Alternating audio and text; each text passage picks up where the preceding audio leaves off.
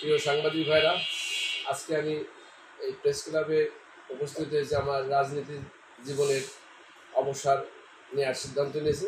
আজকে তাই আপনাদের আমি দেখেছি আমার রাজনীতি থেকে অবসর নিয়েছি আমার শারীরিক অসুস্থতার কারণে। তাই আমি আপনাদের কাছে আমার এই পদত্যাগপত্রটি পড়ে শোনাচ্ছি, আপনারা পদত্যাগপত্র শুনুন। বিষয়: বরাবর সভাপতি বাংলাদেশ আওয়ামী লীগ গোপালগঞ্জ জেলা শাখা গোপালগঞ্জ। বিষয়: রাজনীতি থেকে অবসর গ্রহণ প্রসঙ্গে।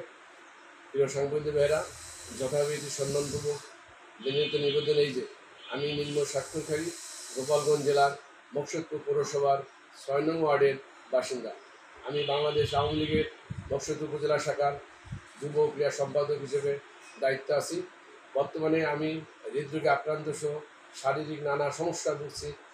এমত অবস্থায় আমি বাংলাদেশ আওয়ামী লীগের রাজনীতি থেকে সক্রিয় থাকা আমার পক্ষে সম্ভব হচ্ছে না। আমি দলীয় পদসহ রাজনীতি থেকে অবসর যাওয়ার সিদ্ধান্ত গ্রহণ করেছি। প্রিয় সাংবাদিক ভাইরা, আমি স্বেচ্ছায় বাংলাদেশ আওয়ামী লীগের সকল ধরনের রাজনৈতিক কর্মকাণ্ড থেকে অবসর গ্রহণ করলাম।